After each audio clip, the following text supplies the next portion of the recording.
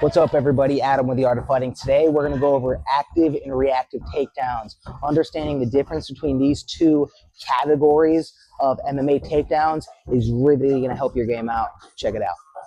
What we're going to do is work some active takedowns. So active takedowns are when you're initiating the sequence into the takedown. So the two categories of takedowns are active and reactive takedowns. What we'll do is we'll go over two active takedowns, two reactive takedowns for you guys, okay?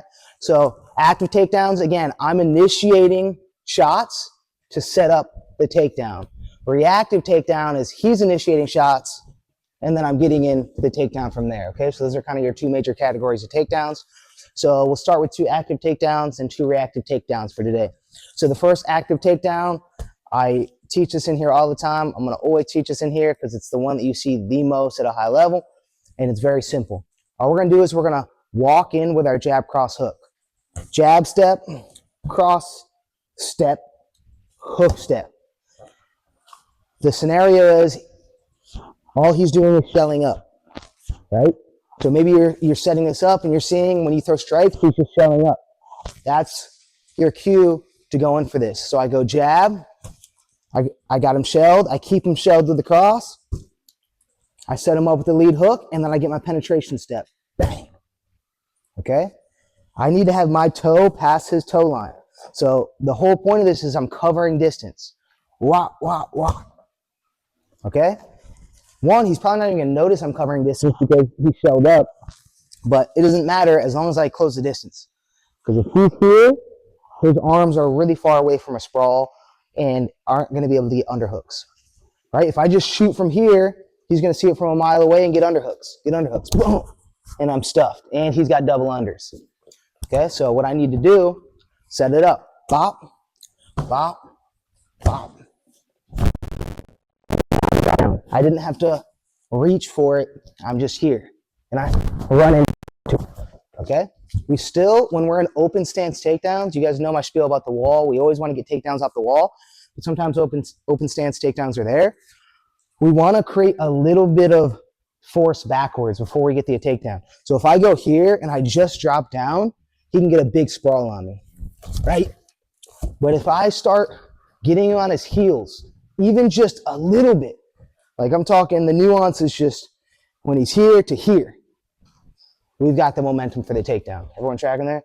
Just getting him off balance a little bit so I go, wah, wah, wah, and then my body runs into him. Now he's on his heels. Now I can step around and start getting that takedown. So let's see it from the other angle. This is our first active takedown. Jab step, cross step, hook step, drop. We start creating momentum back. We get our hands locked underneath the butt. We step around, we look across his back. The posture's broken, and we step across his body. All right, we want to let him fall to the mat. We don't want to go down with him. We get past his feet. As long as his feet aren't on me, where he can push me away, right? Or up kick. As long as his feet are past, now I'm in a strikeable position. 1, 2, 3, get good clean shots, and let him back up. Say it 2 more times. Jab step, shelled up. Cross, keep him shelled up. Hook, keep him shelled up. Now I've closed my distance. Hands clasped underneath the butt. We start some motion to get him on his heels. Trail leg steps up, and the leg that was the penetration step, it steps across his body. This is huge. That's huge. If you continue to just go straight back, he's just going to keep walking back like this. When we look across the back and get our angle, that's when this is powerful.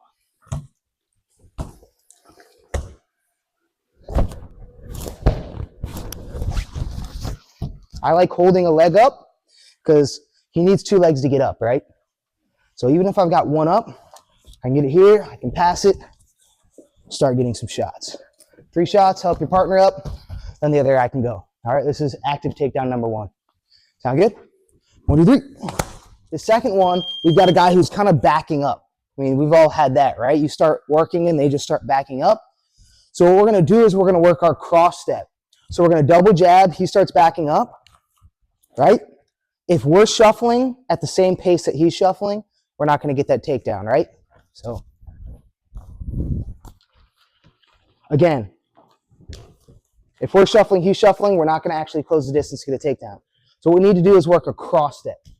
A cross step allows us to cover more distance. So maybe I'm shuffling with him, he's shuffling, he thinks I'm going at this speed, and then bang, I get my cross step, and then I'm in on a leg. So let's do it on this side. So just shuffle back real slow for me so we can show this. Jab, shuffle with me, yeah, go real slow. Jab, he shuffles, and then I cross step here. And I just covered a little bit more distance than I would shuffling. And it allows me to get this cross step. Just like the penetration step, where my toe needs to be past his toe, this foot needs to be past his foot. So ideally you want it very far past, like you're making this X, but just like that. We're going to throw the overhand right. Whether it lands or it doesn't, it's totally fine. We're getting his hands up. He has to respect the big overhand right. There's no option. You can't just think oh, that might not land. That's a nuclear shot that you have to get your hand up for. So likely he's going to block it, and that's all right. But his hands are up. So I just take that hand and slide it down and attack the single leg. I want my head up nice and tight. Right? My head's not going to be down, so he can push down, right, and sprawl. My head's going to be glued. My hands clasped into a gator grip. I lift it up, and then I take him down. However you want to. You can go up to a body lock. I don't care, whatever you want. Drop down. All right? You don't want to be up towards the groin with this grip. You want to be down towards the knee. Here isn't good because he can start bending this leg back. Yeah, you see that? Versus, if I'm here now, try to start bending that leg back. You can't. And now I can run the pipe. I can come up into my body lock. I can switch to my knee picks. Okay, any questions? I'm going to make sure everyone's going to get this dialed in. So that's why I'm going over a lot of details here. I got my cross step. I run into him. And I run into him like a wall. See how he had to kind of brace himself? I want him, all his weight on his back leg. I don't want any weight in towards me, because then he's starting to sprawl and get his overhooks and stuff. I want to, send his weight back. Pinch my knees. I might go run the pipe. I might go body lock. I might go knee kick. Same thing. He's going to try to get his feet on you. Get around. Get some strikes. Knee on belly's great. If he rolls, attach to the hip, get strikes there. Any questions? All right, so this is our second active takedown. We're the one initiating the takedown. The only difference is they're not showing up this time, but they're shuffling back. Sound good? 1, 2, 3.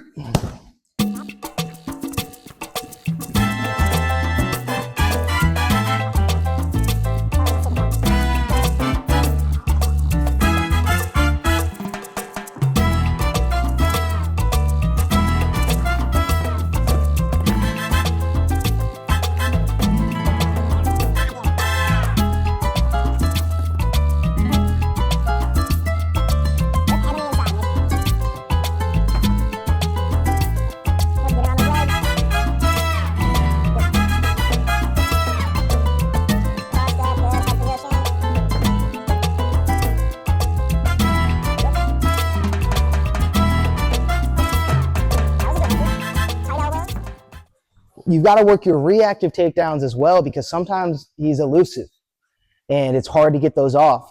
I just think of a guy like Sean O'Malley, so hard to catch. You almost have to work your reactive takedowns. So your reactive takedowns are often off of their single shots. So if you see a guy throwing straight shots, if he throws just a stiff jab, I'm going to step into an inside cross step as his hand goes past me. And I'm in my single. I can get my takedown. So that's the first one. The first one's kind of too involved here. So I step. So maybe I parry a few, then I've got a beat on it, and then I see it. I wrap up the legs, My trail leg steps through so I'm strong and tall. And I like pushing into him to get him to stance out. And then I can rip him down. All right? Hey.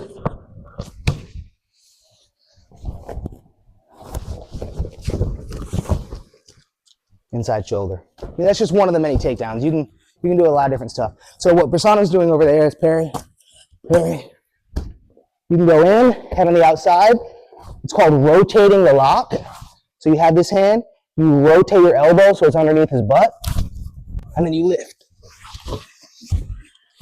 That's so cool. So that one's really good too. But remember, you need to rotate the lock because all the weight at first is on your hands.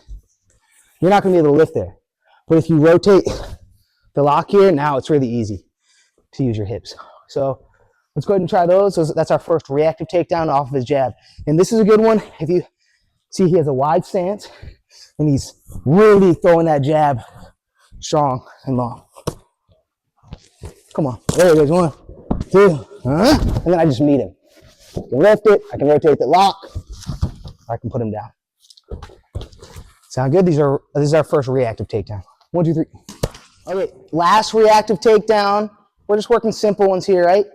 We got the jab beat, right? If he throws the jab, we step to the inside.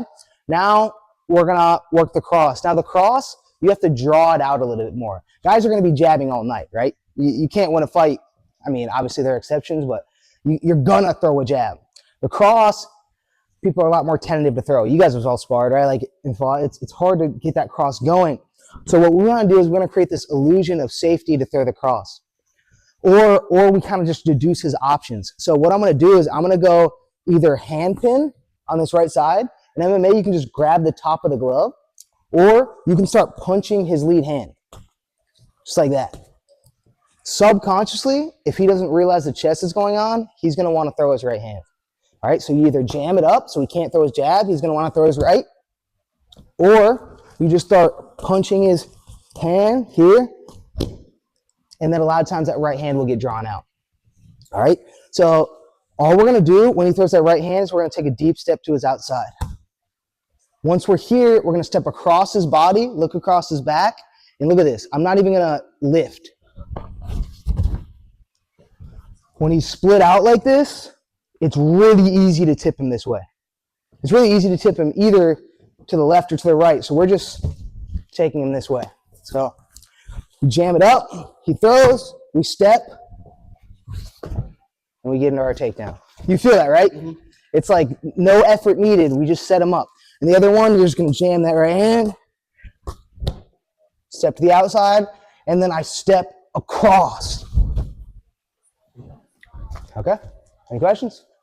All right, that's the final reactive takedown. All right, 1, 2, 3.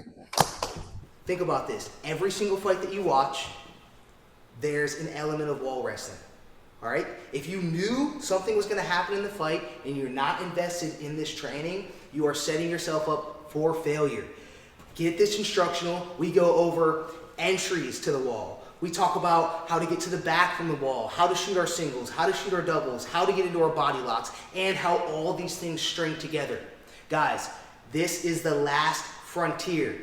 If you can capitalize on wall wrestling, you will be so far ahead of the competition, especially at an amateur level. Guys, this stuff just is not talked about. It's not drilled. It's not practiced at your average MMA gym. Get this instructional and bring it to your own mats, and you will be killing your competition. Everyone's going to be asking you how you learned it, where'd you learn it, and you can send them right here. Hope to see you guys there.